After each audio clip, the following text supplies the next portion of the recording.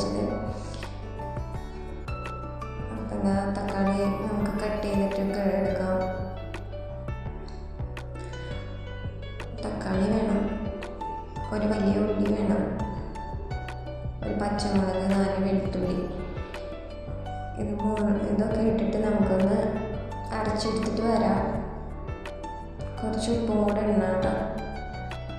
ആ സമയം കൊണ്ട് നമ്മൾ വെള്ളം ചൂടായിട്ട് അത് മാറ്റി വെച്ചിട്ട് ഞാനൊരു ചീനച്ചട്ടി അടുപ്പത്ത് വെച്ചിട്ടുണ്ട് കേട്ടോ.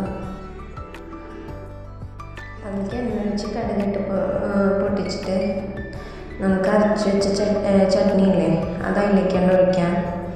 കുറച്ച് വെള്ളം കൂടെ ഒഴിച്ചിട്ട് നല്ലോണം ഒന്ന് ഇളക്കിയിട്ട് ഉപ്പോ എന്തെങ്കിലും കുറവുണ്ടെന്നുണ്ടെങ്കിൽ സമയത്ത് ഇട്ട് കൊടുക്കാം. നല്ലോണം ഒന്ന് കുറുക്കി വരട്ടെ കേട്ടോ.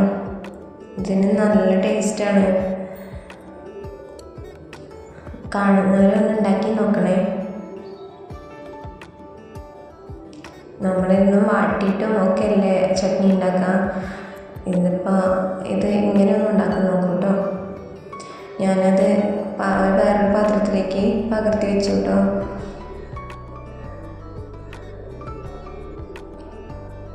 ഈ സമയം കൊണ്ട് ഞാൻ ചട്ടി അടുപ്പത്ത് വെച്ചിട്ട് ദോശ ചൂടാനുള്ള തയ്യാറെടുപ്പിലാണ്. ദോശ നല്ലോണം പൊന്തി വന്നിട്ടുണ്ട് കേട്ടോ.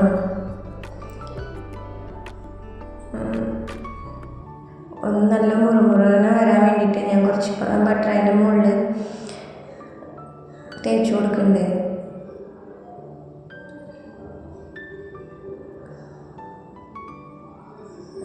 ഞാൻ ഹസ്ബൻഡിന് വേണ്ടിയിട്ടുള്ള ചട്നിയും ദോശയൊക്കെ ഒരു പ്ലേറ്റിലേക്ക് എടുത്ത് വയ്ക്കുകയാണ്. ജോലിക്ക് പോകാൻ സമയമായിട്ടുണ്ട്, അതിൻ്റെ തിരക്കാണ്. ഹസ്ബൻഡ് പോയിട്ടോ.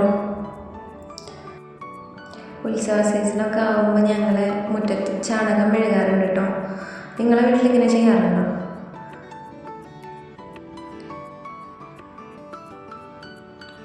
ഇതെൻ്റെ വീട്ടിലെ റംബൂട്ടാൻ ഉണ്ടായതാണ്. റംബൂട്ടാൻ കായ്ച്ചു തുടങ്ങിയിട്ടുണ്ട്.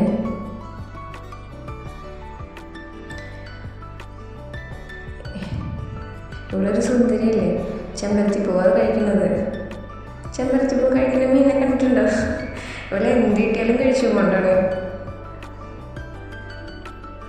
പിന്നെ ഞാനും ദോശ കഴിക്കാൻ വേണ്ടിയിട്ട് ഇരുന്നു കേട്ടോ. പറയാതെ വയ്യ, നല്ല ടേസ്റ്റ് ഉണ്ടായിരുന്നു കേട്ടോ. അത് കഴിഞ്ഞ് ഞാൻ ചോറിന് വെള്ളം വയ്ക്കാൻ വേണ്ടിയിട്ട് വെള്ളം പിടിക്കാൻ കേട്ടോ.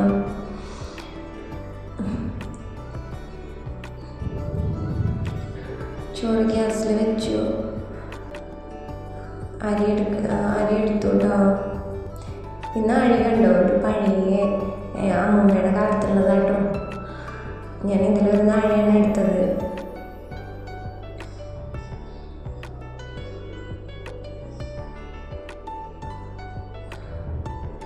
പിന്നെ എൻ്റെ സ്ഥിരം ജോലികളിതാ, ഞാൻ ബീട്രൂട്ട് കൊണ്ടൊരു ഉപ്പേരി വയ്ക്കാമെന്നാണ് വിചാരിച്ചത്.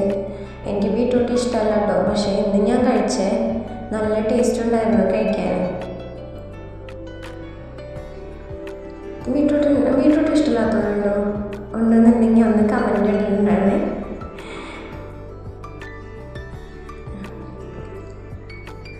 അതിലേക്ക് കുറച്ച് തേങ്ങയും പച്ചമുളകൊക്കെ ഞാൻ ചതച്ചെടുത്തു കേട്ടോ. ഈ സമയം കൊണ്ട് വെള്ളം തളിച്ചു. ഞാൻ പോയിട്ട് അരി കഴുകിയിട്ടിട്ടുണ്ട്. ഈ സമയം കൊണ്ട് ഞാൻ അതൊക്കെ അരച്ചെടുത്ത് വന്നിട്ടുണ്ട് കേട്ടോ. ഇനി ഒരു ചീനച്ചട്ടി വെച്ചിട്ട് നമുക്ക് എണ്ണ ഒഴിച്ച് കടുക് പൊട്ടിച്ച് ബീട്രൂട്ട് അതിലേക്കിടാം. ബീട്രൂട്ട് ഇങ്ങനെ ചെറിയതായിട്ടോ എനിക്കിഷ്ടം, കഷ്ണങ്ങളായിട്ട് മുറിക്കുന്നത് ഇവിടെ വീട്ടിൽ ഇഷ്ടമല്ലായിരിക്കും. കുറച്ച് ഉപ്പൊക്കെ ഇട്ടിട്ട് ഞാൻ ഇറക്കി വെച്ചിട്ടുണ്ട്. ഈ സമയം കൊണ്ട് നമുക്കത് ഒന്ന് അടിച്ചു ഇട്ടിട്ട് വരാം. ഒന്ന് ഇളക്കിയിടാൻ വേണ്ടി വന്നതാട്ടോ. തേങ്ങ അരപ്പ് ചേർത്തിട്ടുണ്ട്.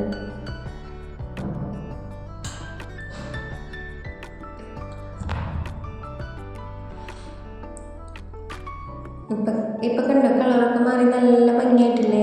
ഈ സമയം കൊണ്ട് ഞാൻ മീനൊക്കെ വെട്ടിത്തെച്ച് കഴുകിട്ടോ ഒക്കെ കറിയാക്കി.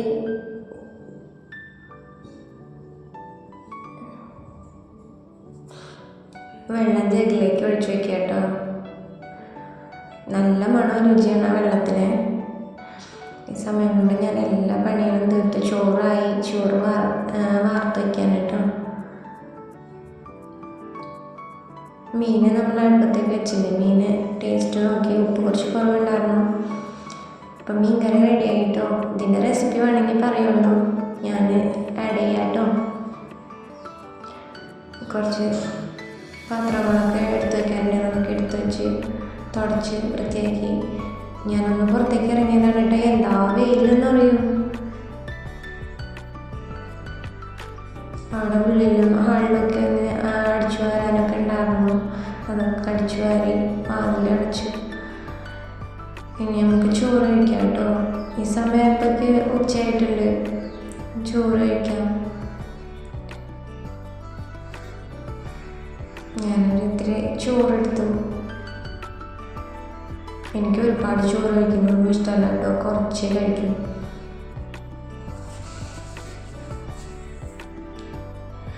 അതിലേക്ക് നമ്മളുണ്ടാക്കിയ ഉപ്പേരി, ഇവിടേക്ക് ഉപ്പേരി എന്നാട്ടോ പറയാം. ചില നാട്ടിൽ തോരന്നൊക്കെ അല്ലേ പറയാം. ഞാൻ കുറച്ച് മീൻകറിയൊക്കെ ഒഴിച്ച് ചോറ് കഴിക്കാൻ പോവാണ്. ഇതാണ് കേട്ടോ എൻ്റെ ഉച്ച വരെയുള്ള റൂട്ടീനാണ്. ഇഷ്ടമായിട്ടുണ്ടെന്നുണ്ടെങ്കിൽ സബ്സ്ക്രൈബ് ചെയ്യാനും സപ്പോർട്ട് ചെയ്യാനും മറക്കരുത് കേട്ടോ.